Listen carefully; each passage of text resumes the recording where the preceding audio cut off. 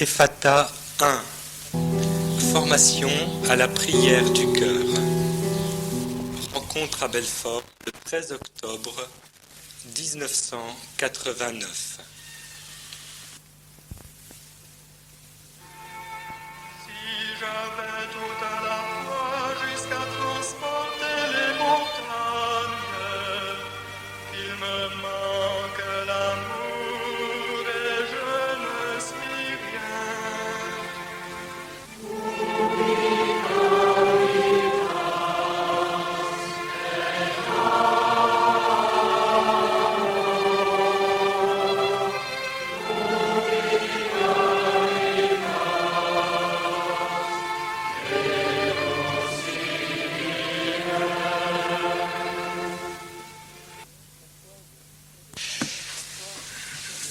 Françoise et moi-même, nous sommes profondément heureux de ces quelques 40 décisions qui ont été prises par vous, parents d'élèves, formateurs, en vue de suivre cette formation Ephata.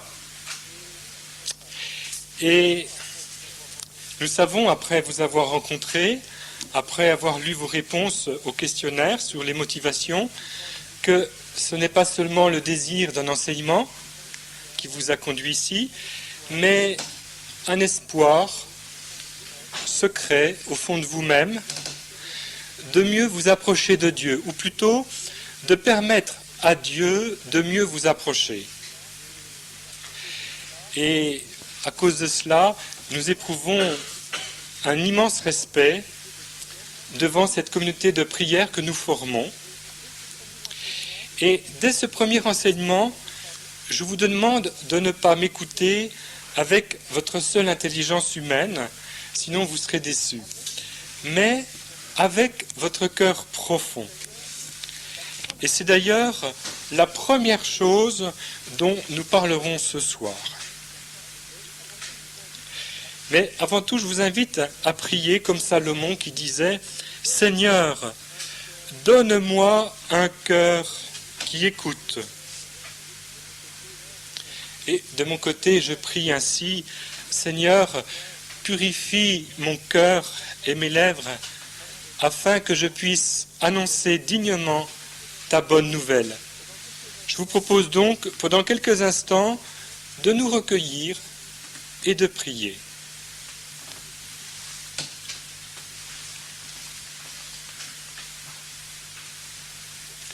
Pour ce premier enseignement, sur le cœur nouveau, j'ai pensé qu'il était peut-être bon de tenir compte de l'actualité.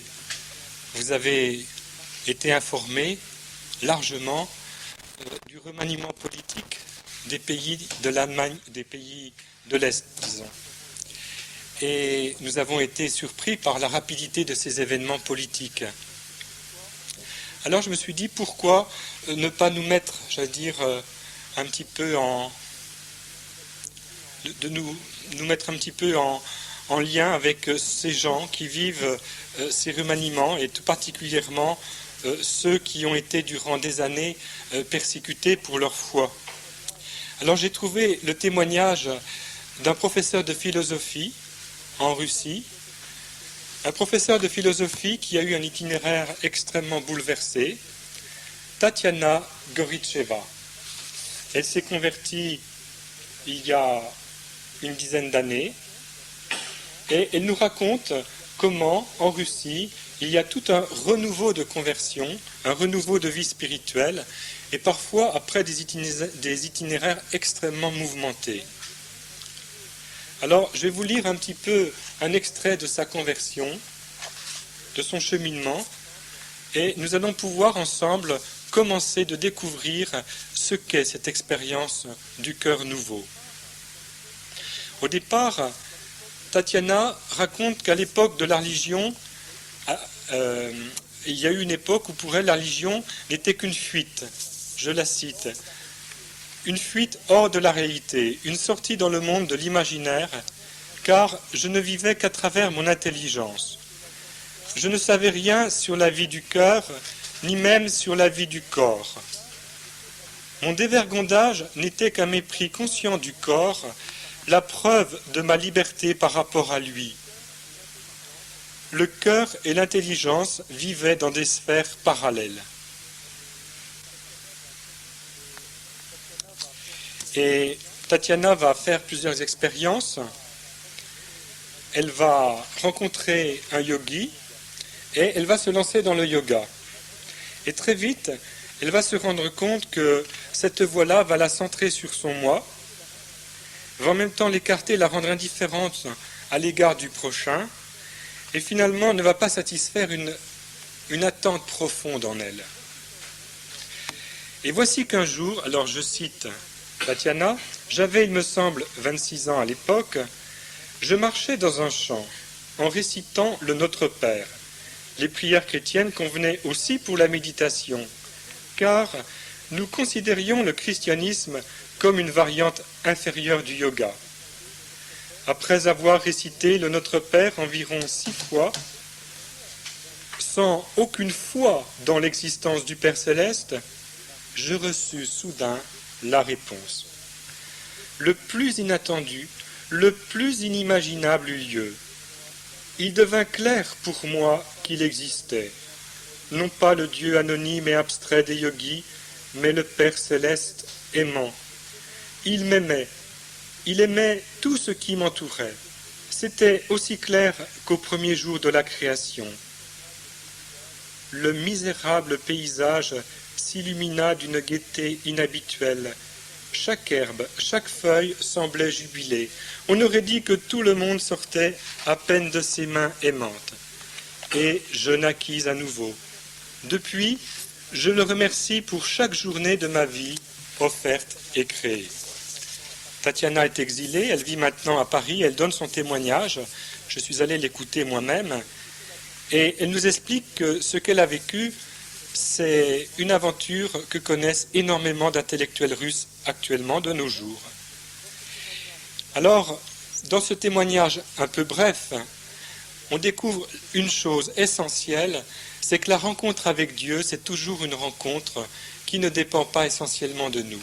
Elle répond à une initiative de Dieu, Dieu qui est attentif à l'homme dans son besoin et dans ses désirs les plus profonds, quelles que soient les impasses dans lesquelles il peut s'engager, croyant satisfaire ses besoins et ses désirs profonds. Cette conversion de Tatiana en plein XXe siècle, à la fin de notre siècle, eh bien, elle est exprimée sous ces termes, mais toute l'histoire de l'Église nous donne des exemples de ce type. Et ces écrits qui nous restent des hommes et des femmes qui ont rencontré Dieu nous donnent un peu la même substance. Ils nous disent, ce ne sont pas mes sens corporels qui sont entrés en jeu, ni mon affectivité, ni mon intelligence, mais un sens en moi dont jusqu'alors j'ignorais l'existence. Et les traités de psychologie, ne mentionnant pas le sens dont je vous parle, eh bien, ces hommes et ces femmes ne savent pas comment le nommer. Alors, ils proposent des termes variés, et ces termes variés, je vais en citer quelques-uns, puisés dans la littérature spirituelle, à travers les saints, à travers les spirituels. Alors, tout près de nous, vous avez le Père Caffarel qui parle du tréfonds, mais vous avez aussi saint Augustin. Vous avez dû entendre parler des confessions de saint Augustin, qui nous parle de la cime de l'âme. Vous avez sainte Thérèse d'Avila, docteur de l'Église, la Madré, qui nous parle de l'esprit de l'âme. Et puis, saint Jean de la Croix, son père spirituel, qui nous parle du centre de l'âme. Et puis, un peu plus près de nous, sainte Jeanne de Chantal, la fine pointe de l'âme.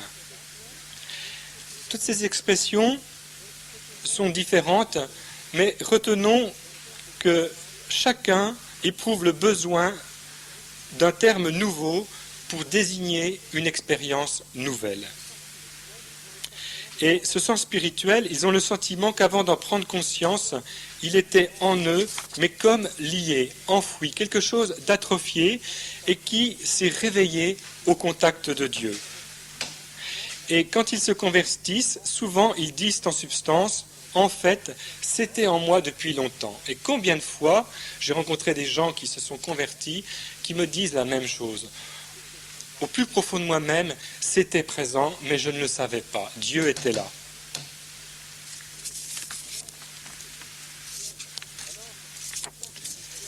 Alors, si ce sens spirituel est ignoré des manuels de psychologie, on peut se douter qu'il n'est pas du tout ignoré de la Bible. Et la Bible va lui donner un nom. Elle va le nommer, elle l'appelle le cœur.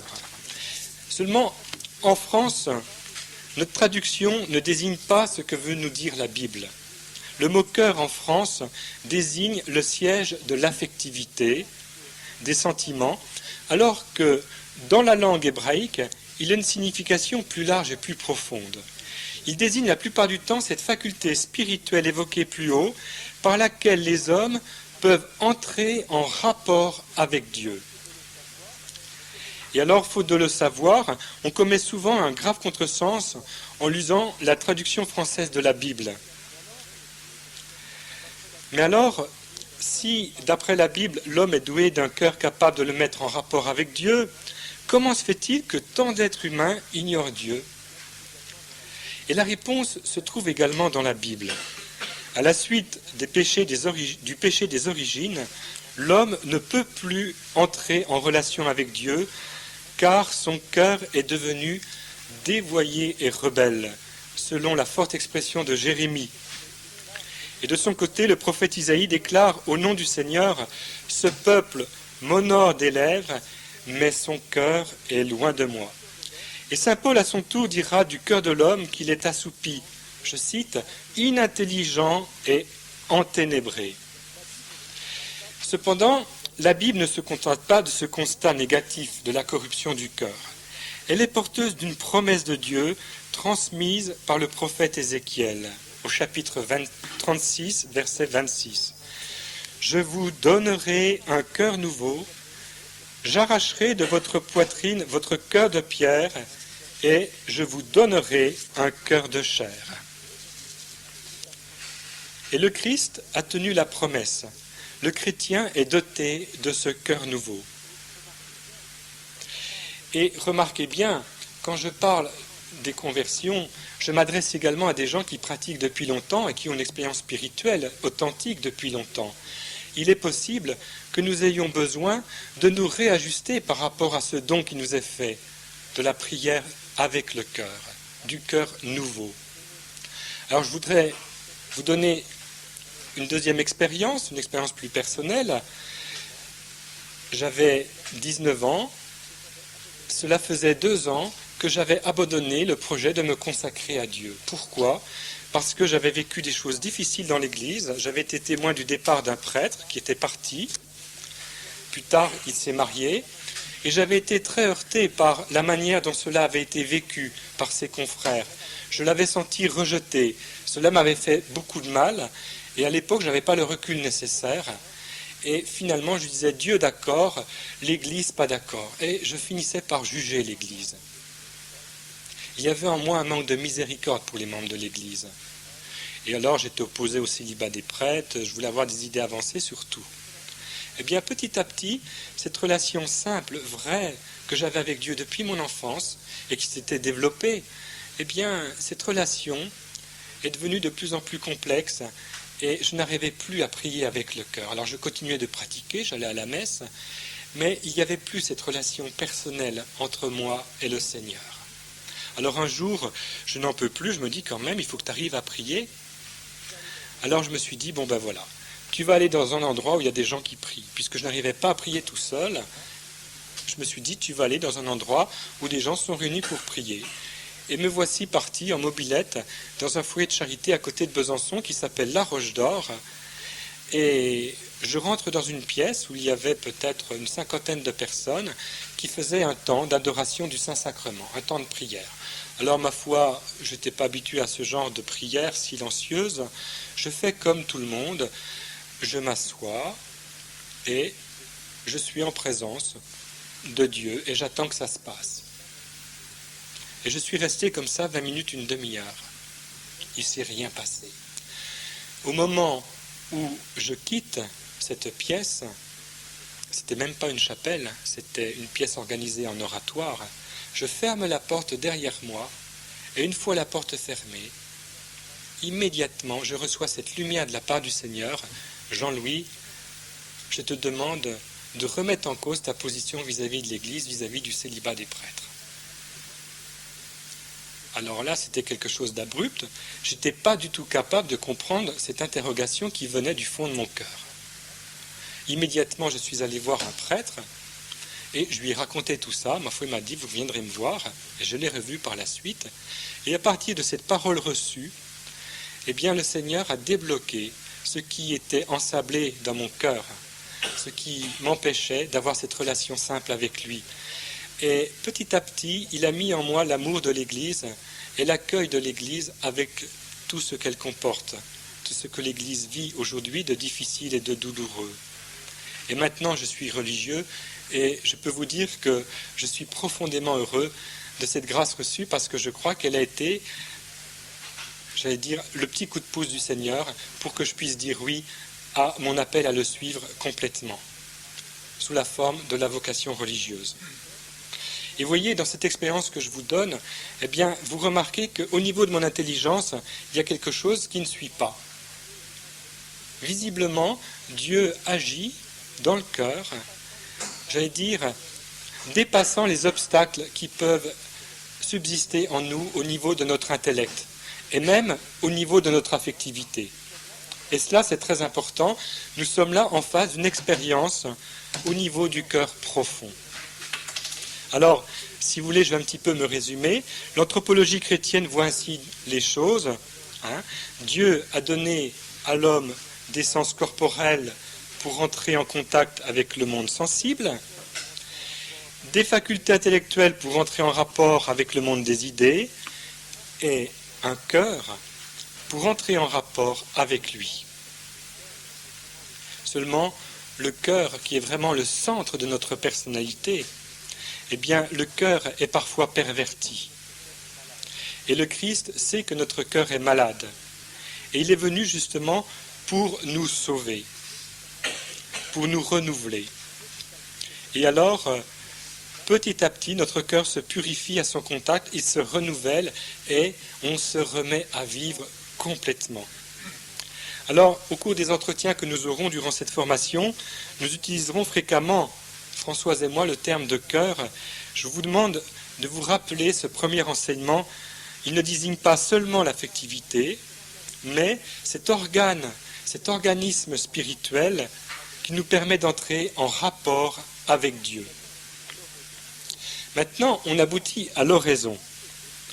Comment se fait-il que si peu de chrétiens, apparemment du moins, fassent l'expérience de Dieu? Cette question-là, on peut tout de même se la poser. Eh bien, je crois que la réponse est simple. C'est que, de par notre baptême, nous sommes dotés, par cet organisme baptismal, avec ce cœur nouveau, de cette faculté d'entrer en relation, dans une relation vivante avec Dieu. Mais nous avons à exercer notre cœur. Il faut que notre cœur soit éduqué à cela. Sinon, comme les diverses facultés corporelles ou intellectuelles qui sont inemployées, notre cœur peut se scléroser. Et alors, la foi, l'espérance, la charité, ces dynamismes par lesquels nous entrons en contact avec Dieu, eh bien, ne se développant pas suffisamment, n'étant pas suffisamment actifs, petit à petit, notre relation personnelle avec Dieu s'atrophie. Et là, je crois que nous touchons quelque chose d'essentiel sur la prière avec le cœur. L'oraison, qu'est-ce que c'est? C'est cette prière intérieure, c'est cette relation avec Dieu où nous exerçons toutes nos facultés à partir de notre cœur profond. Elle est finalement ce moyen privilégié pour que s'éveille, pour que entre en jeu ce cœur nouveau qui est reçu au baptême. Alors, vous savez qu'il existe bien des formes de prière, on ne va pas revenir là-dessus, mais toute prière, qu'elle soit liturgique, avec par exemple la messe, ou qu'elle soit spontanée, qu'elle soit partagée, toute prière doit pouvoir se nourrir de cette expérience personnelle avec le cœur profond.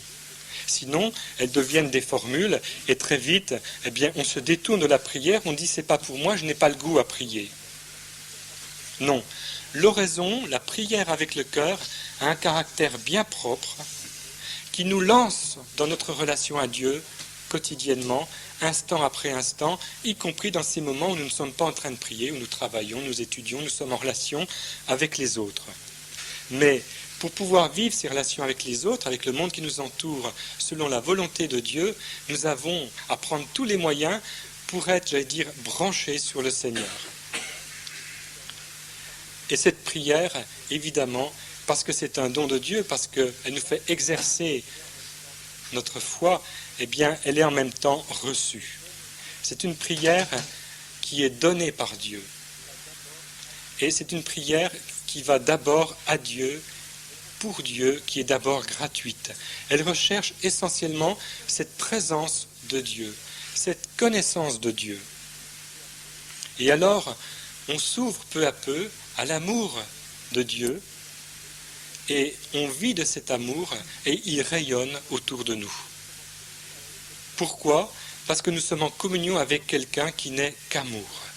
Alors l'oraison, comme toute relation d'amour de personne à personne, elle est à la fois une réalité extrêmement simple, mais en même temps complexe, parce que nous y posons beaucoup d'obstacles. Cependant, elle est vraiment à la portée de tous.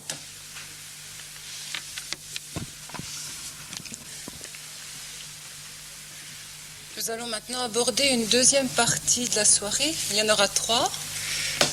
Un petit peu la participation du corps à la prière. Alors déjà, si vous avez besoin de changer de position et de vous asseoir plus confortablement, vous pouvez déjà le faire un petit peu pour respirer pendant un petit moment.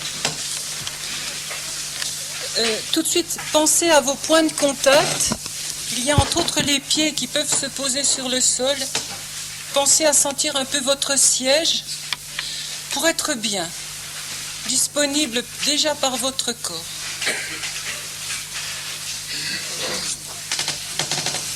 Nous ferons plusieurs exercices pendant cette deuxième partie.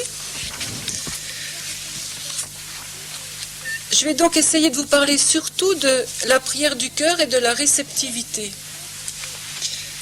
Donc la prière du cœur, c'est chercher à rejoindre Dieu en moi, c'est prendre conscience de plus en plus que Dieu est présent en moi, que je suis présent en lui. Mais je remue sans cesse en moi et je fais plein de nuages de poussière qui m'empêchent de le découvrir, alors que lui m'attend au plus profond de moi, dans le silence de sa présence.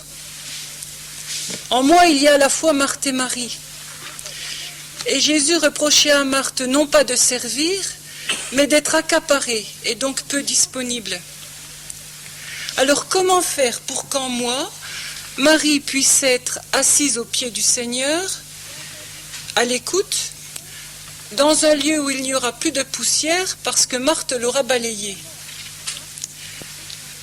Comment Marthe peut vivre en moi et travailler d'une façon qui m'aide à unifier mes différentes facultés et qui me prépare à l'union avec Dieu? Il faut que je développe mon attention. Mais le mot attention est beaucoup plus proche du mot attente que du mot tension. Souvent on confond attention et tension. Ce n'est pas ça. Attention, c'est être en attente de. À ce sujet, il y a le livre de Simone Weil, la philosophe, qui s'appelle L'attente de Dieu, qui dit beaucoup de choses. Cette attention va m'amener à un silence intérieur, et puis je serai unifié, et donc plus dispersé. Et j'ai souvent entendu cette phrase que Jésus disait à ses disciples.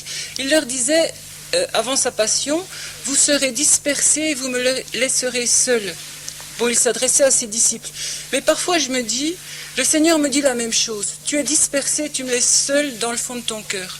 Parce que tu es partout, dans ta tête, ça va dans tous les sens. Et du coup, tu ne me rejoins plus au fond de toi. Et je crois que c'est très souvent comme ça qu'on vit dans la vie quotidienne. Alors, est-ce que nous pouvons collaborer avec Dieu à l'aide de nos moyens humains? Je vais donc vous redonner ce soir quelques petits éléments que peut nous donner la méthode Vitose, des choses toutes humbles et qui vont me permettre d'arriver, avec de l'entraînement, à un contrôle cérébral. Parce que je suis la même personne dans la prière ou dans ma vie quotidienne.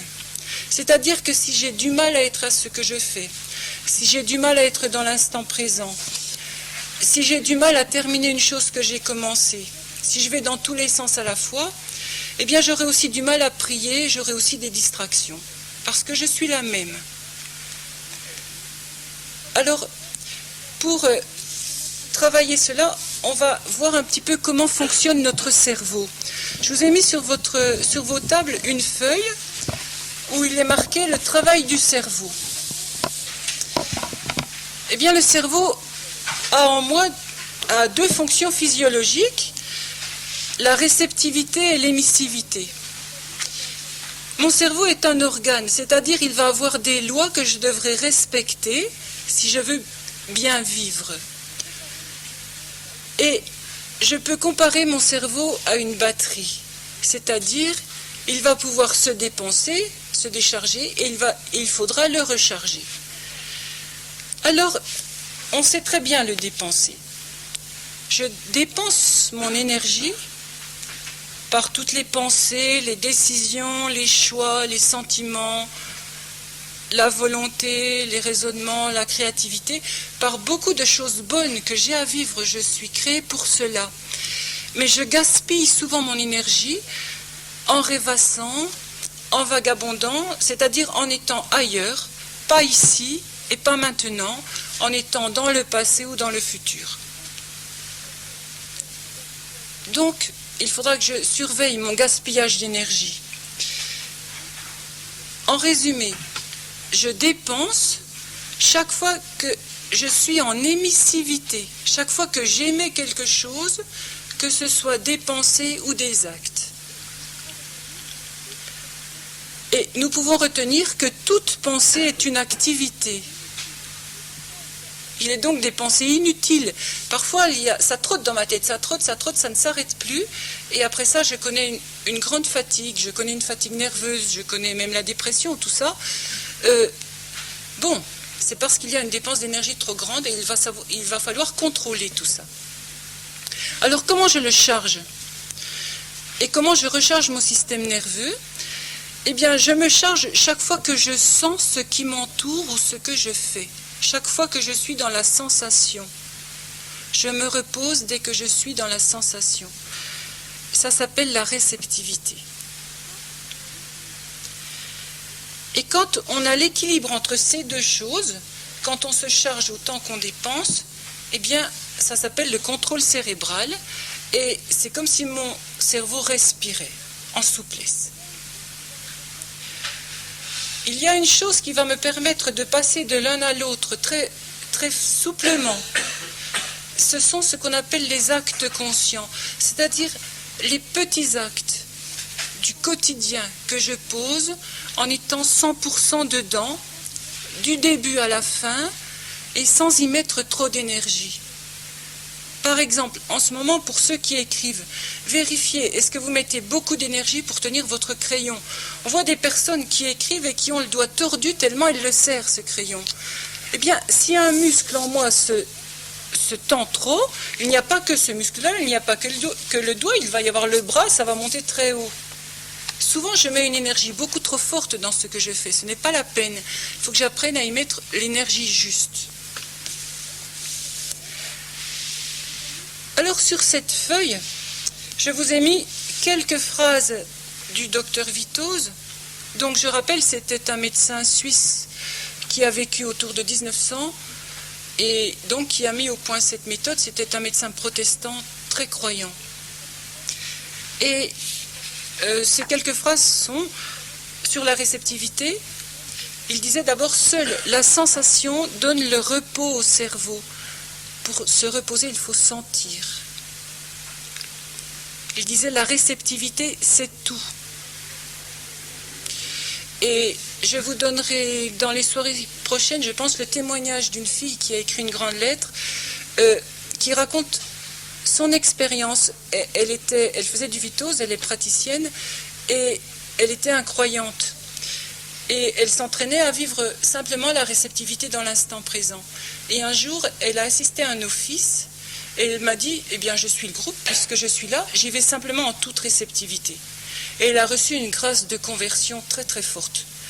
Et en sortant, elle m'a dit, bien jusque-là, je savais accueillir l'instant présent et maintenant je sais que le présent c'est Dieu.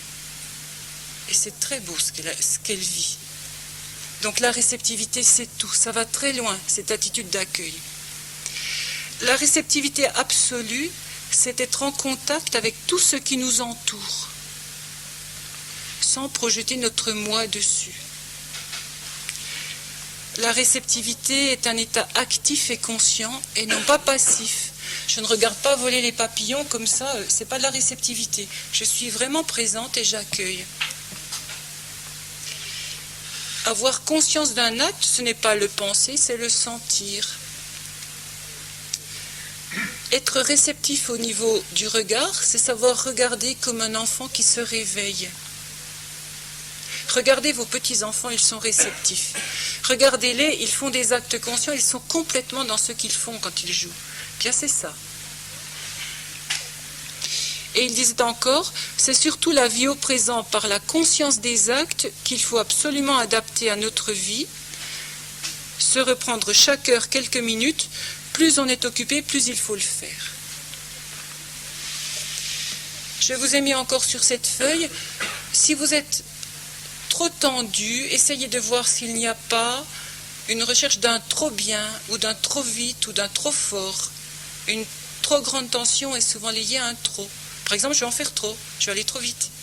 Je veux faire trop bien, je m'applique. Et pour finir, cette phrase de saint Thomas d'Aquin, rien n'est dans l'intelligence qui ne soit d'abord passé par les sens. Voilà donc cette feuille.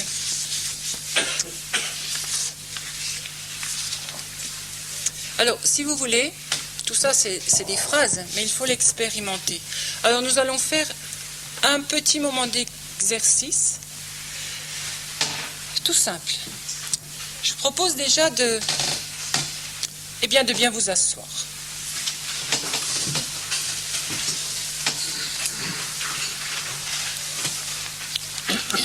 Et puis, nous allons décoller très très légèrement un pied de quelques millimètres, seulement de quelques millimètres. Sentez le poids qu'a cette jambe et laissez-la se reposer. Et le sol est là. On fait pareil de l'autre côté, quelques millimètres, c'est lourd. Je repose. Je peux décoller un peu de mon siège de quelques millimètres ou faire comme si je voulais me lever et je me repose. Si c'est nécessaire, je le refais 1 ou 2 fois pour bien sentir mon siège. J'ai un dossier. Je peux toucher ce dossier, m'appuyer contre, décoller, m'appuyer à nouveau, sentir que j'ai un dos qui est là.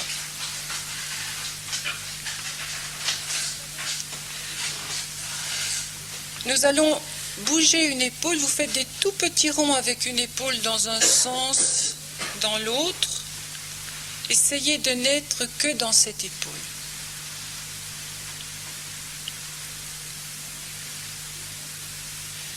Ce mouvement devient de plus en plus petit, je le vois à peine, mais je le sens encore. Je suis toujours dans cette épaule. Repos, je passe à l'autre, des petits ronds avec mon épaule.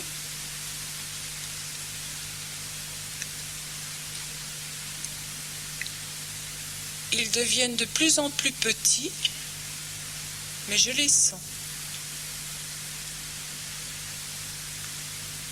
Repos. Je peux maintenant frotter un peu mes mains l'une contre l'autre. J'entends le bruit que ça fait.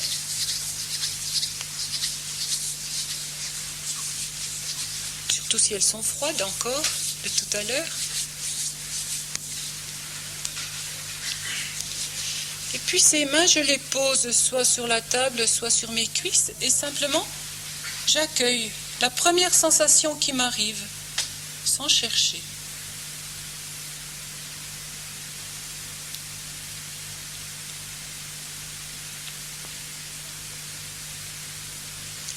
Si je fais un petit mouvement en touchant, j'entends ce bruit, ce léger bruit.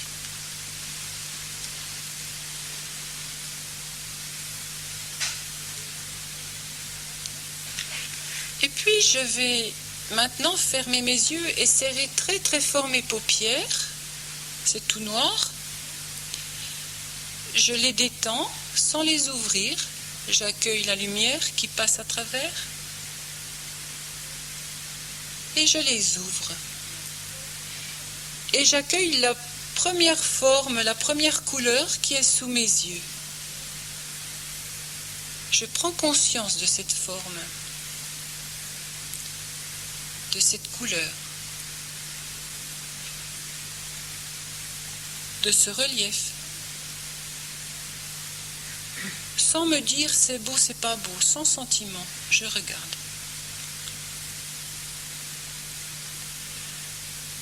Je suis comme une pellicule de photo, je prends ma photo.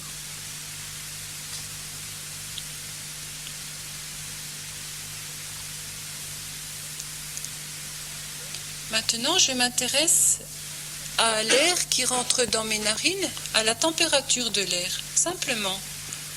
C'est chaud, c'est froid.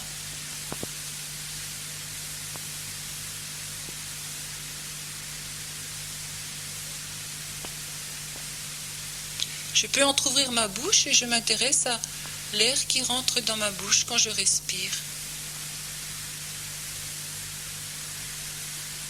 Cet air envahit toute ma cavité buccale et je l'accueille. Si j'ai besoin d'avaler ma salive, je la suis.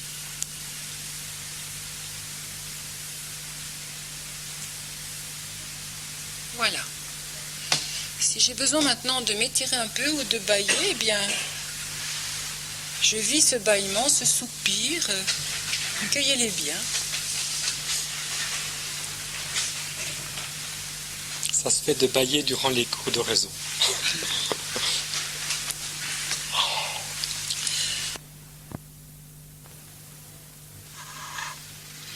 Et on va aller plus loin. Si ce petit acte conscient, je le précède de « Seigneur, c'est pour toi que je le fais. Seigneur, je te l'offre. Seigneur, je te le donne. Seigneur, je suis à toi en faisant ça. » Eh bien, et puis après, je plonge à fond dans mon acte conscient. Mais pour finir, je vais être tout le temps uni à Dieu. Et je recommence. Seigneur, cette vaisselle, je te la donne. Je la fais par amour pour toi. Et puis je plonge, je suis complètement dans la sensation de mon eau chaude, de mon eau froide, de l'odeur du produit que je mets dedans, etc. Et si vous voulez, à ce moment-là, la vie, ça devient comme une nage, hein, la brasse. J'offre et puis je plonge, j'offre et je plonge, et tout devient moyen d'union à Dieu. Et il n'y a plus ces temps séparés où je suis en prière, où je suis en action. Je suis tout le temps unie à lui. Alors ça, c'est l'idéal, mais on peut y tendre. Et alors on arrivera à l'oraison beaucoup moins dispersée. Et on arrivera à rejoindre cette région du cœur profond dont Jean-Louis a parlé tout à l'heure. Et je crois que c'est très important, cette attitude d'accueil. Soyons accueil. J'ai fait une école de prière cet été, je crois que tous les jours on nous répétait au moins 50 fois, la prière c'est avant tout être accueil. C'est être accueil à la prière que l'Esprit Saint, que Jésus dépose en moi. C'est pas faire, c'est être accueil. Alors voilà, ces petits actes quotidiens, cette réceptivité, cette fleur que je regarde, tout ça, eh ben ça me permet d'être accueil. Et beaucoup d'entre vous viennent aussi pour apprendre à prier avec des enfants. Je veux juste vous citer ce petit exemple. Je faisais un camp de jeunes enfants de 11-12 ans à Notre-Dame-du-Lot, dans les Hautes-Alpes.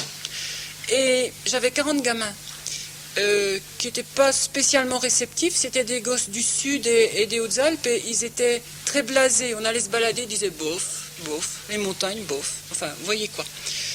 Et un jour, on a fait une escalade et à 2000 mètres, il y a une gamine qui a eu une crise d'appendicite. Donc panique, il a fallu la redescendre, etc.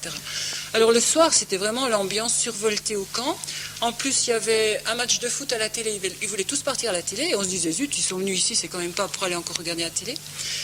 Et alors, je leur ai proposé de la réceptivité. Ils sont partis chercher une couverture en comptant leurs pas, déjà un peu pour les calmer. Ils sont revenus, ils se sont allongés. On a senti le sol, respiré les odeurs de thym, de lavande, enfin du midi, écouté les grillons, les cigales, etc. Regardé le ciel. On s'est mis en réceptivité. Il y en a quelques-uns, 3, qui étaient un peu nerveux. Ceux-là, j'allais les toucher. Je mettais la main dessus tranquillement. Ils se sont apaisés. Et puis, au bout de ce temps, on a dit aux gamins, bien ce soir, vous n'êtes pas du tout obligés d'y aller, mais il y a un temps d'adoration du Saint-Sacrement à la basilique. Si vous voulez aller prier un peu, vous pouvez y aller. Ils y sont tous allés. Et alors, pendant ce temps, il y a eu des chants en latin. Je me disais, ils ne pourraient pas voir qu'il y a des gamins là pour mettre autre chose que leurs chants en latin. Mais en réalité, les gosses sont sortis et en sortant, ils chuchotaient. Ils ne parlaient pas fort. Et ils disaient, on n'a rien compris, mais qu'est-ce que c'était beau. Et j'ai envie de dire que là, cette réceptivité sensorielle du début les a amenés dans une attitude d'ouverture et de disponibilité. Et je ne sais pas ce qui s'est passé dans leur prière, mais j'ai l'impression qu'il s'y était passé quelque chose. Voilà. Merci Françoise.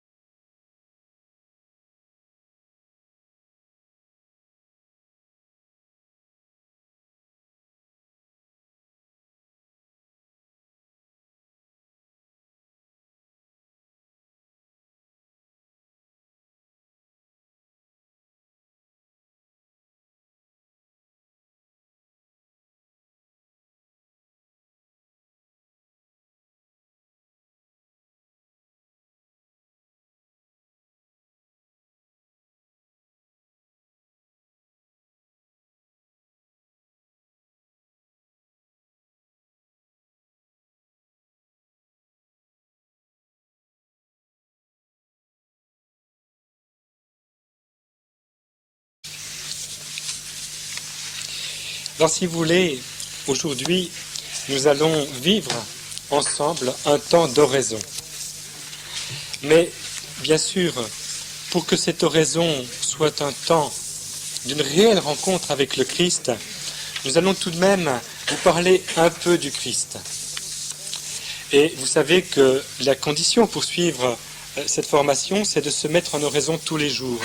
Alors nous aurions évidemment des tas de choses à dire, comment rentrer dans l'oraison, comment la préparer, ce qui précède l'oraison, le parcours, le temps de l'oraison lui-même, comment on termine une oraison, ce qui suit l'oraison, etc.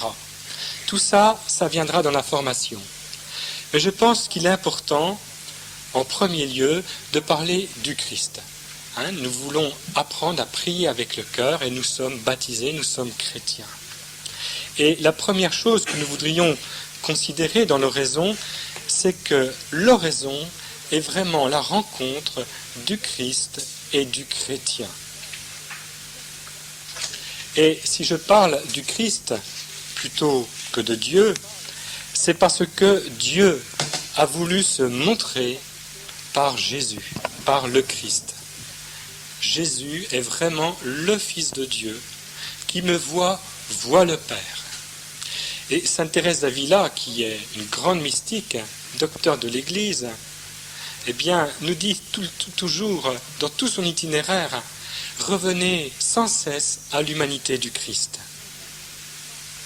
Et le Christ nous attache à lui, et avec lui, eh bien, nous nous offrons au Père. Nous sommes en relation avec le Père.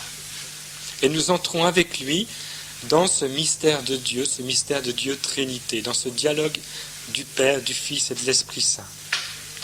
Alors bien sûr, si l'oraison c'est une rencontre du Christ et du chrétien, si nous sommes deux, eh bien, chacun de nous doit être actif. Nous avons chacun quelque chose à faire.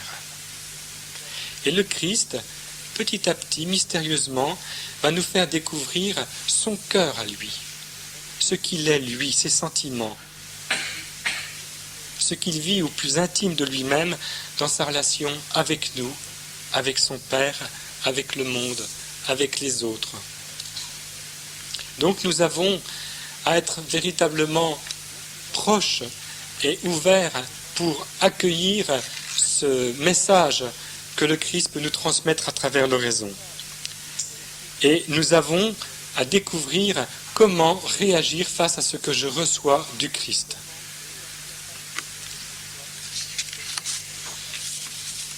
Nous allons voir 3 points. Le premier point, à l'oraison, il importe de connaître le Christ dans l'Évangile. Le deuxième point, quelles sont les attitudes du Christ à mon égard? Et le troisième point, je réagis à l'oraison. Premier point, à l'oraison, il importe de connaître le Christ dans l'Évangile. Pour entrer en relation personnelle avec le Christ, il est important de le connaître. C'est comme dans toute relation d'amitié ou d'amour. Et je vais vous lire une lettre du Père Caffarel, où il dit à quelqu'un qui lui écrit: rien n'est plus important pour vous en ce moment que d'introduire l'oraison dans votre vie. Ce faisant, vous vous engagez dans une magnifique et terrible aventure dont seul l'amour peut donner une idée. Vous y rencontrerez les plus grandes joies et les plus grandes épreuves.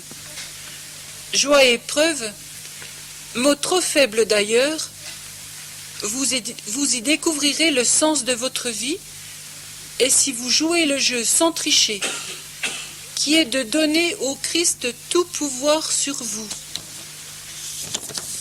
vous connaîtrez cette plénitude que réserve l'amour à ceux qui ne se dérobent pas à ses exigences. Cette plénitude unique que réserve le plus haut amour. Vous voulez apprendre à prier? Recherchez donc la connaissance du Christ. Je ne parle pas d'une connaissance purement intellectuelle, mais d'une connaissance de foi et d'amour. Et d'abord, croyez fermement que le Christ n'est pas un personnage perdu dans les brumes de l'histoire, mais un vivant, le vivant, qui se tient à votre porte et qui frappe, comme il le dit lui-même. C'est de ce Christ-là, de ce Christ tourné vers vous, et qui veut nouer des relations personnelles avec vous, qu'il faut entreprendre de chercher ce qu'il pense et veut de vous, ses sentiments à votre égard. Pour ne pas vous égarer dans la spéculation ou dans les illusions, un seul moyen, empoignez votre évangile et ne plus le lâcher, et cherchez inlassablement, peu à peu, avec une netteté croissante.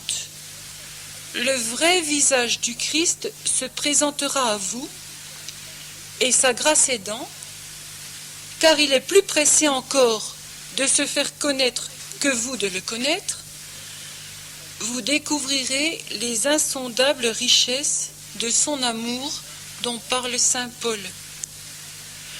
Je suis sûre que beaucoup de chrétiens se découragent de faire oraison parce qu'ils ne parviennent pas à aimer le Christ, et s'ils ne l'aiment pas, c'est parce qu'ils négligent de le connaître. On n'aime pas une ombre, on n'aime pas un être qu'on ne connaît pas. Seule la découverte du prodigieux amour que le Christ nous porte peut faire jaillir en nous l'amour et la prière.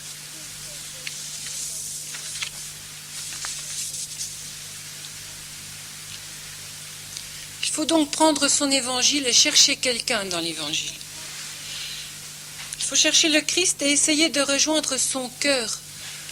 Le cœur dont on a parlé tout à l'heure, le secret de sa personnalité. Et tout à l'heure, j'ai réalisé que quand Jésus dit « Je suis doux et humble de cœur », c'est de ce cœur-là qu'il parle. Et alors, contemplons-le dans l'Évangile.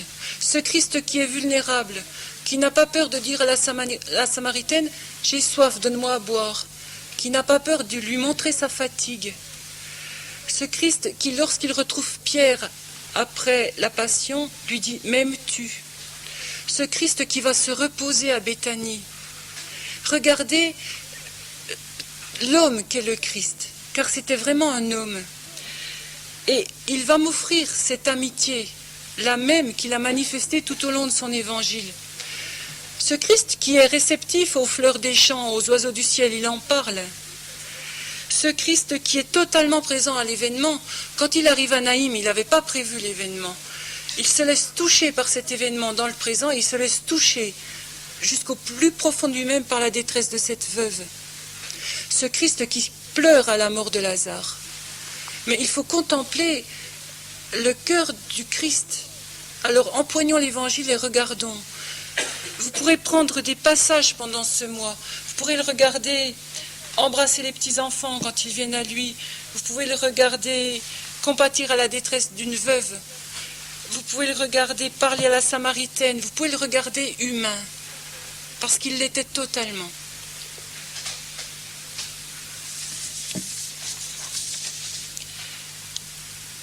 Et en retour, enfin, en deuxième lieu, c'est la même chose, le Christ va me communiquer sa vie divine. Et il y a une phrase où il dit « Je suis venu pour qu'ils aient la vie et qu'il l'ait en abondance ». Je me souviens qu'après une retraite, j'ai été habitée pendant des mois par le chant « Je suis venu pour la vie, je suis venu pour la vie, je suis venu pour la vie éternelle ». Et je me disais à chaque jour de ma vie, mais c'est vrai, il me l'a encore donné aujourd'hui. Et dans le concret de mon existence, et par un tas d'événements, et au plus profond de moi.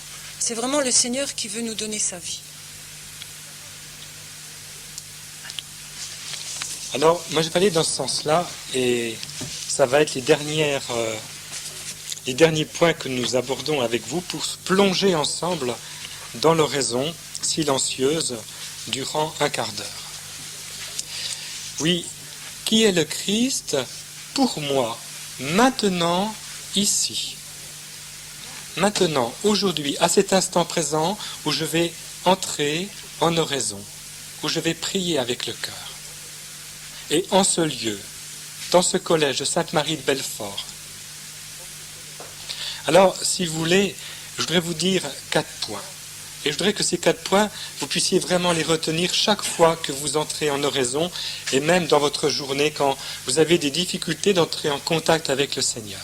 Le premier point, savoir que le Seigneur m'aime depuis toujours. Le Seigneur m'aime depuis toujours. Alors, une petite anecdote, il y a un enfant au petit collège qui a suivi des cours d'information, de formation à la vie, et puis qui va voir son papa et sa maman le soir, et puis qui dit « Maman, tu sais, quel est le plus grand jour de ma vie pour moi ?» Alors il y a la maman qui cherche, et puis elle dit « C'est le jour où tu es né. » « Ah non maman, c'est pas ça. » Alors elle cherche encore. Je vais te dire la réponse. Le plus grand jour de ma vie, c'est le jour où papa et toi, vous vous êtes tellement aimés que vous m'avez donné la vie. Alors la maman ne veut pas être en panne. Alors moi, j'ai une autre question à te poser, mon petit François. Sais-tu depuis quand je t'aime? Alors, écoute maman, ça fait bien 10 ans que tu m'aimes, puisque j'ai 10 ans. Ben non, je t'aime depuis plus longtemps. Alors il me dit, mais c'est pas possible puisque je n'existais pas avant. Et sa maman lui dit, mais oui, mais avant même que je t'aie, que je te porte en moi, j'attendais ta venue. Et je pensais à toi déjà. Et déjà je t'attendais, déjà je t'aimais. Eh bien, cette petite anecdote, elle nous fait découvrir que nous sommes dans la pensée de Dieu depuis toujours. Nous sommes voulus par Dieu depuis toujours. Dieu même dans une relation personnelle unique depuis toujours. Ça, c'est le premier point. Deuxième point, Dieu m'aime personnellement. Effectivement, nous pourrions penser, vu les milliards d'hommes qui vont traverser l'histoire de la planète, est-ce que c'est possible de se croire aimé de Dieu personnellement, ou alors est-ce que Dieu, c'est comme ce soleil qui donne indistinctement sa lumière, sa chaleur aux forêts, aux océans, aux animaux, aux hommes, etc. Eh bien non. Dieu m'aime d'une manière unique. Et quand le Christ rencontre des gens dans l'Évangile, il manifeste cet amour personnel dans une relation et un dialogue personnel particulier avec chacun. La manière de dialoguer avec la Samaritaine, ne la comparons pas, elle n'est pas la même que celle qu'il utilise pour dialoguer avec Zachée ou avec Pierre. Le Christ a une relation personnelle avec moi, il m'aime personnellement. Et puis, il y a encore un obstacle qui va venir, c'est vrai, il m'aime personnellement, mais alors qu'est-ce que je ne suis pas chouette? Il y en a qui y pensent, peut-être pas vous, mais ça peut arriver parfois. On ne se trouve pas beau, pas chouette devant le Seigneur.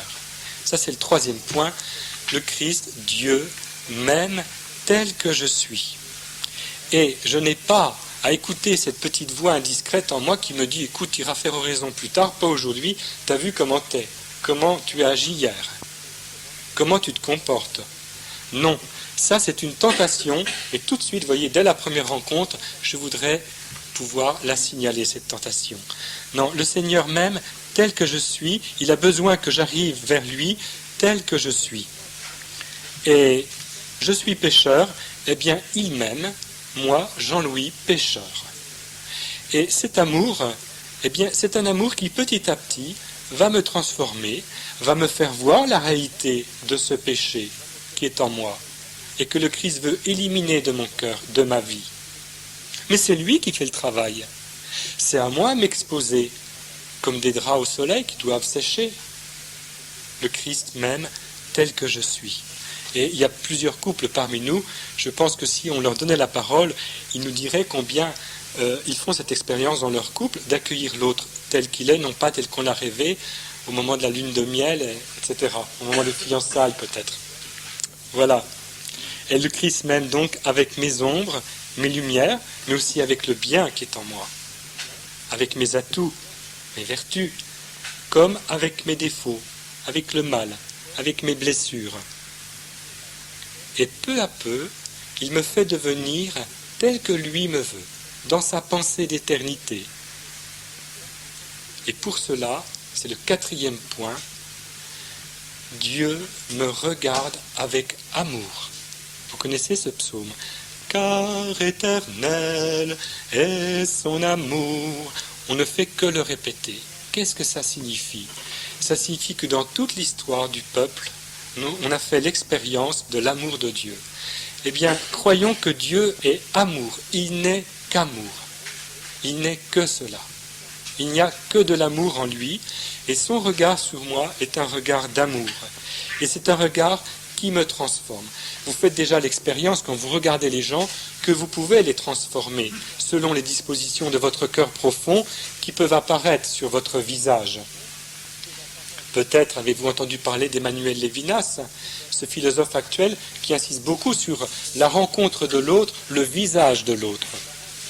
Eh bien, quand Dieu me regarde, il me voit tel que je suis, même personnellement, mais son amour est un amour qui me transforme, et il me voit dans mon visage d'éternité, tel qu'il me fera et tel que je serai pour toujours dans la gloire auprès de lui. Et c'est lui qui connaît le chemin pour arriver à ce visage d'éternité. Alors si vous voulez, on va essayer d'accueillir dans ce temps de raison ces 4 points et voir comment on peut réagir à cet amour du Christ.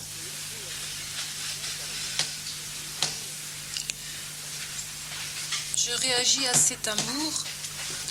D'abord, je suis tout accueil, toute réceptivité. à l'amour que m'offre le Christ.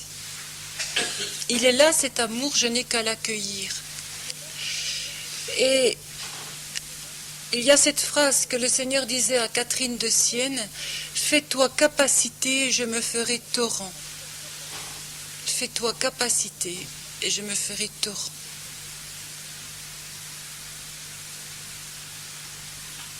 Moi, j'ai envie de vous raconter cette histoire. C'était en catéchèse avec des sixièmes. Et comme expérience, ils avaient à mettre un verre d'eau sous un robinet, et à y rester le temps qu'ils voulaient, et puis à repartir quand ils voulaient. Alors certains, le robinet coulait toujours au même débit. Certains l'ont enlevé tout de suite, d'autres l'ont laissé plus longtemps, d'autres l'ont laissé déborder. Et après on s'est dit, qu'est-ce que c'est ? Et je leur ai dit, peut-être que la prière, ça ressemble un peu à ça. Alors ils m'ont dit, oui, on a compris. Si on reste longtemps, le Seigneur, il peut nous remplir longtemps. Et puis après, il y en a tellement que ça déborde et que ça déborde en amour sur les autres. Puis si on n'y reste pas longtemps, ma foi, le Seigneur, il ne peut pas nous remplir beaucoup. C'est une petite approche, mais j'ai à être accueil et plus je suis capacité et plus le Seigneur me remplit. Je me ferai torrent. Ensuite, je m'offre au Seigneur tel que je suis, en vérité. Je ne cherche pas à être quelqu'un de bien. Et je lui donne ma misère, j'abandonne ma misère à sa miséricorde. Je vous rappelle que miséricorde, ça veut dire des entrailles, un ventre qui vibre à la misère de l'autre. Et notre Dieu est miséricordieux. Il a des entrailles qui vibrent à nos misères. Et je pense à... Si le Seigneur a choisi le peuple d'Israël, ce peuple était le plus pauvre, le plus faible, on y tuait, enfin, c'était un peuple opprimé, c'était vraiment un petit peuple, pauvre. Et le Seigneur a choisi ce petit peuple-là. Ça veut nous dire, du cœur de notre Dieu, que ce qu'il attire en nous, c'est cette misère, c'est ce coin pauvre où je ne vais pas bien. Parce que notre Dieu est miséricordieux. Donc n'ayons pas peur de nous laisser aimer par lui, tel que nous sommes en vérité. La petite Thérèse de Lisieux disait cette phrase, « Ce qui plaît au bon Dieu dans ma petite âme, c'est de me voir aimer ma petitesse et ma pauvreté, et c'est l'espérance aveugle que j'ai en sa miséricorde. » On peut prendre la petite Thérèse comme guide pour la prière. Ensuite, je vais demander au Seigneur, « Seigneur, qu'est-ce que tu veux que je fasse ?» Alors, il ne va pas forcément me répondre comme ça, tac au tac, mais il va peut-être me mettre un événement sur ma route, un attrait particulier pour une chose. Il va peut-être y avoir une phrase de la Bible qui va me remonter au cœur souvent, et avoir beaucoup de goût. Ça va peut-être vouloir dire quelque chose. Et il va peut-être me faire rencontrer quelqu'un, et petit à petit, je vais connaître sa volonté. Et alors, de plus en plus, ma soif de Dieu va grandir.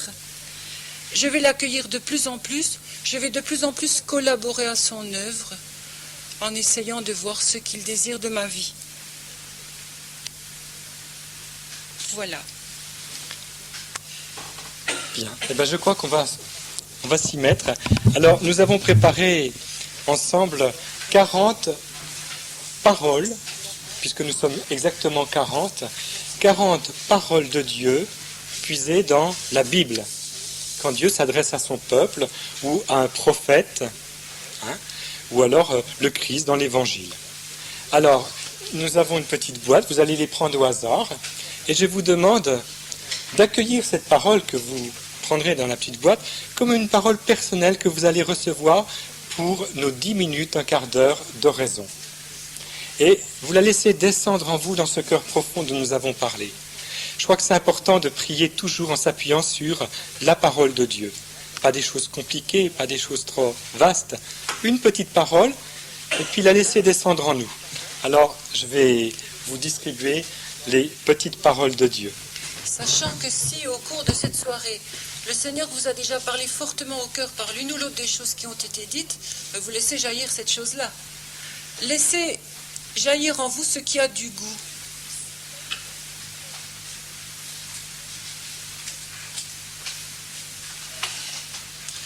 En attendant que Jean-Louis distribue, je vous propose de retrouver une position physique où vous soyez bien. Bougez.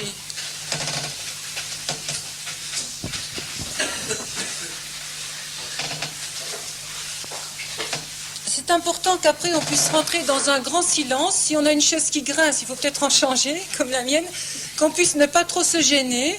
Alors profitez-en maintenant pour bouger un peu, vous mettre à l'aise.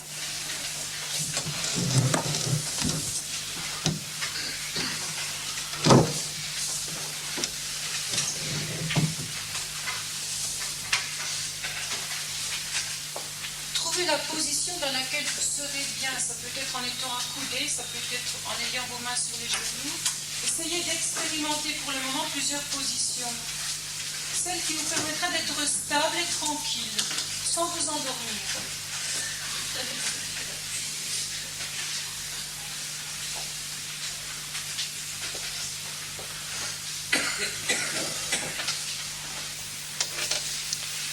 Alors, on peut très bien, pour commencer, pour nous mettre dans la disposition de la prière, prier avec cette phrase que le Père Caffarel a retenue. C'est une prière tamoule qu'il a adaptée pour notre prière chrétienne.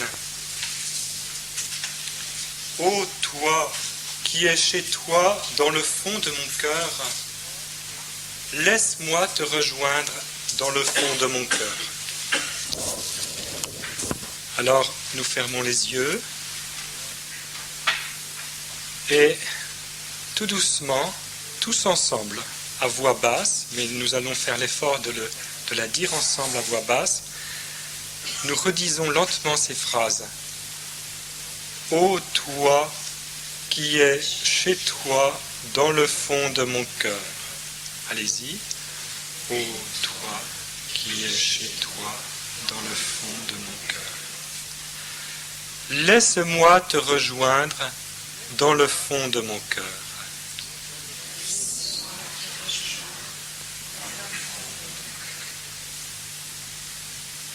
Et nous pouvons la redire cette fois-ci non plus avec les lèvres, mais uniquement dans notre esprit, et si possible du fond de notre cœur, en accueillant cette rencontre dans la foi avec le Seigneur et peut-être avec cette parole que nous avons reçue dans la soirée ou en prenant le petit billet tout de suite. Et nous laissons le Seigneur nous commenter cette parole ou tout simplement nous regarder avec amour, nous laissant regarder par lui avec amour.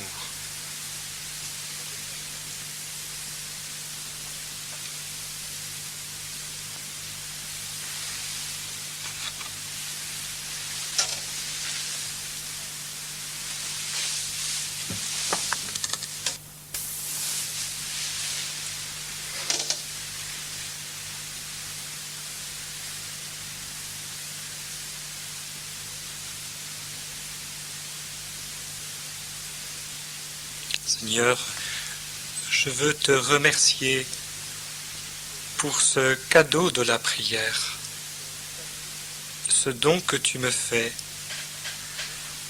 de vivre ces instants en ta présence, où rien n'est plus important pour moi que Dieu seul. Seigneur, que ces instants en ta présence m'aide à ouvrir les yeux sur le monde, sur mes frères, et avec toi, faire advenir le règne du Père. Amen.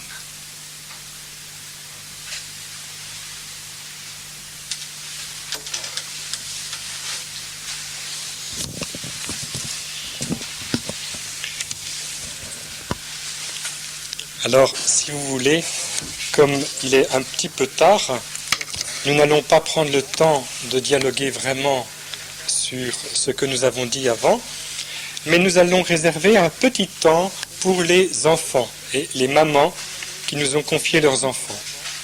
Alors, nous avons préparé un petit enregistrement de 10 minutes où nous demandons aux enfants de nous dire ce qu'est la prière pour eux et comment ils prient.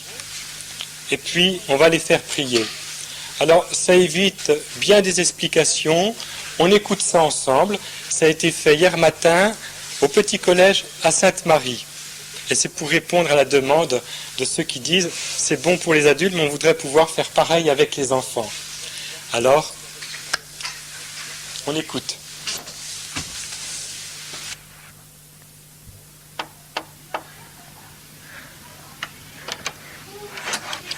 Bonjour.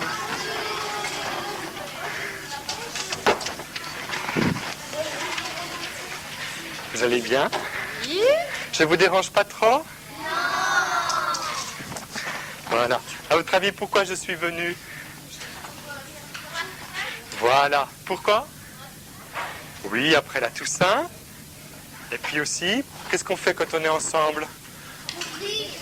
On prie. Et puis on chante aussi. Alors on va faire les deux aujourd'hui. Hein? Tiens, je te laisse la mettre. Voilà. Alors je vous ai apporté une nouvelle chanson qui est assez facile à apprendre. Et je me suis dit, on pourrait éventuellement prier aussi après cette chanson pour vos papas et vos mamans. Hein? Vous vous souvenez, la dernière fois, on a prié pour quelqu'un dans la classe qui a beaucoup souffert après le départ de son papa. Et puis, on va prier pour tous les papas et toutes les mamans. Et surtout pour demain soir, parce que je vais tous ceux qui veulent, je vais les réunir ici au collège et on va ensemble apprendre à prier. Est-ce que ça s'apprend la prière? Hein? Et pourquoi c'est important la prière? Est-ce que vous pourriez me dire pourquoi c'est important au point que vos papas et vos mamans, ils se déplacent le soir après une journée de travail pour venir apprendre à prier? Pourquoi? Pour parler à Dieu. Pour parler à Dieu. Comment tu t'appelles? Sarah. Sarah. C'est pour parler à Dieu. Jean-Gérard. Ah, répète voir ce que tu me dis, c'est pour quoi faire? Pour enlever le péché qu'ils ont fait de toute la journée. Oui, c'est pour aussi enlever le péché qu'on a fait dans la journée. C'est très vrai tout ça. Pourquoi on prie encore? Pour remercier le Seigneur de la belle journée. Oui, pour pouvoir remercier le Seigneur aussi de la belle journée. Pour communiquer. Et pour communiquer avec qui? Dieu. Avec Dieu. C'est difficile de communiquer avec Dieu? C'est facile? Oui? Comment vous faites pour communiquer avec Dieu? On prie, mais comment on fait pour prier? On parle avec son cœur. On parle avec son cœur. Mais il y a quelque chose que je ne comprends pas. Mon cœur, il ne parle pas, c'est ma bouche qui parle. Qu'est-ce que ça veut dire parler avec son cœur? Parler dans sa tête avec l'esprit.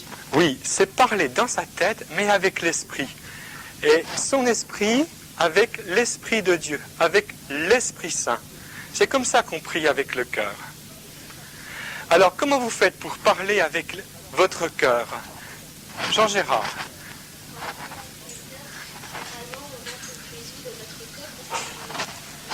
Dans notre cœur, quand il nous l'envoie à la tête, on lui remercie. Répète voir, quand on prie avec le cœur, qu'est-ce qu'on fait? Quand on prie avec le cœur, c'est Jésus qui envoie les mots dans le cœur pour qu'on les reçoive de la tête. Ah, voilà. Quand on prie avec les cœurs, c'est Jésus qui envoie les mots dans le cœur pour qu'on les reçoive avec notre tête. C'est vrai, ça. C'est Jésus qui met la prière dans notre cœur. Et comment vous faites très concrètement? Expliquez-moi, ça fait plusieurs fois qu'on se voit. Comment on fait pour bien prier avec son cœur? On ne prie pas n'importe comment, on n'est pas n'importe comment. Alors, attends, je vais venir vers toi pour que tu m'expliques. On ferme les yeux. Mais pourquoi on ferme les yeux? Après tout, on pourrait prier les yeux ouverts aussi. Pour mieux parler avec Jésus et bien l'entendre. Voilà, pour mieux parler avec Jésus et bien l'entendre. Hein, parce qu'il arrive des moments où quand on a trop les yeux ouverts, on voit trop de choses. Hein? On le voir dans notre cœur. Mais aussi pour voir Jésus dans notre cœur. Et pour ne penser qu'à lui. C'est difficile de ne penser qu'à Jésus. Vous êtes d'accord? Alors moi, je vous pose une question. Vous seriez d'accord que ce matin, tous les enfants qui sont dans cette classe, durant quelques instants, on va prier Jésus pour les grandes personnes qui vont venir demain soir. Pour que l'Esprit Saint, l'Esprit d'amour, vienne dans leur cœur, leur donner beaucoup de lumière. Vous seriez d'accord qu'on prie pour les parents qui viennent? Mais il n'y a pas que des parents, il y a des gens aussi qui ne sont pas mariés, qui sont célibataires, ou des parents ou des veuves, il y a même un prêtre qui vient. Hein? Il y a toutes sortes de grandes personnes qui viennent, et ils viennent tous pour apprendre à prier, mais pour apprendre à prier, on a besoin de l'aide des autres. Et je crois qu'ils seront contents que vous les aidiez par votre prière. Alors on va prier quelques instants, puis après, quand on aura fini de prier avec le cœur, de nouveau on ouvrira les yeux pour regarder la création, puis on apprendra un chant. Alors on s'assoit.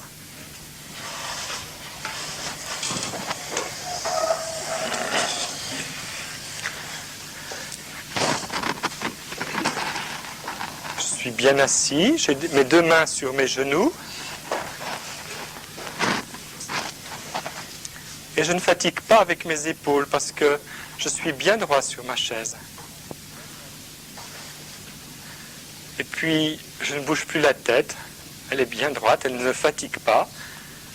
Je regarde avec mes yeux. J'accueille la lumière durant quelques instants. Et puis, tout doucement, je mets en mémoire ce que je viens de voir. Je ferme les yeux. Et maintenant que je ne regarde plus avec mes yeux, j'entends ce qui se passe dans la pièce.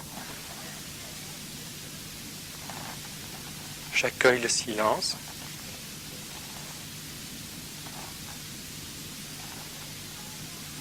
J'entends la maîtresse d'à côté qui parle aux élèves.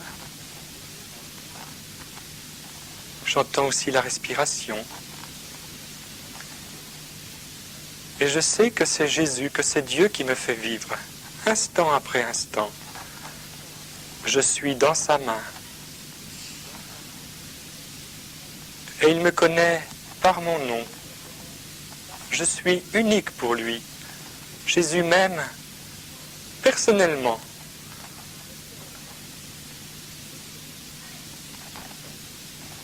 Et je lui dis, ô toi Jésus, qui es présent dans le fond de mon cœur. Allez-y.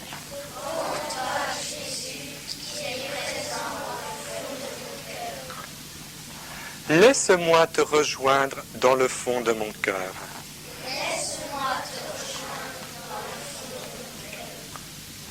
Et quand j'ai dit ça à Jésus, je garde quelques instants le silence pour lui dire peut-être quelque chose d'autre, un secret entre lui et moi, quelque chose que lui seul peut entendre, que je dis du fond de mon cœur.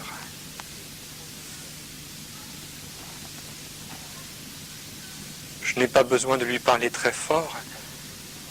Jésus voit ce que j'ai dans le cœur.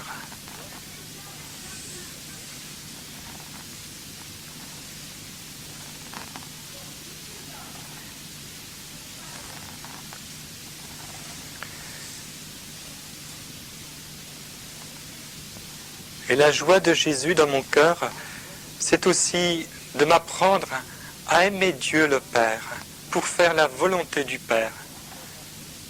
Alors, en pensant à Jésus, je pense aussi à son Père, et je lui dis, Père, dans le fond de mon cœur, Père, dans le fond de mon cœur, que ta volonté soit faite.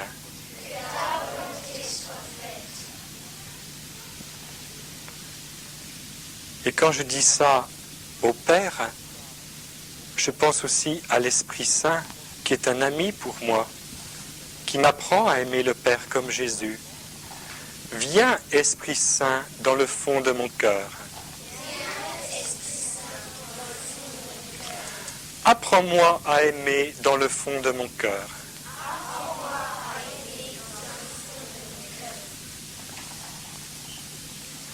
Et puisque je viens de demander l'amour à Dieu dans le fond de mon cœur, je vais penser aux personnes qui sont importantes pour moi. Mes parents, mes amis, ma famille, mais aussi les personnes qui sont sur mon chemin chaque jour, auxquelles je ne pense pas, mes voisins, voisines, mes camarades de classe. Tout cela que je rencontre chaque jour sur ma route. Je les prends tous réunis dans mon cœur en regardant Jésus.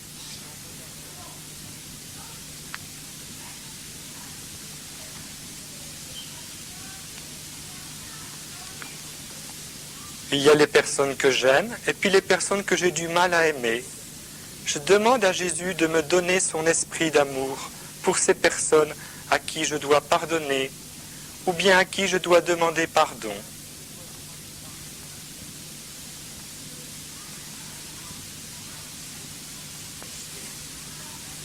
Et enfin, il y a toutes les personnes que je ne connais pas mais qui ont besoin de mes prières, notamment les adultes qui vont se réunir demain soir pour prier avec le cœur. Durant quelques instants, je vais prier pour toutes ces personnes.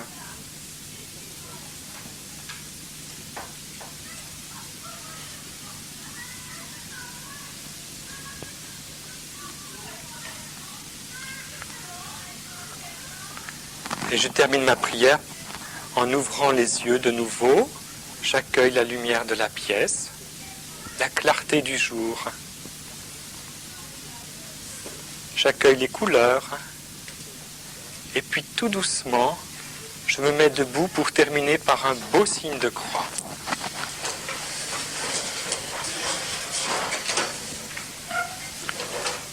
Au nom du Père et du Fils et du Saint-Esprit. Amen.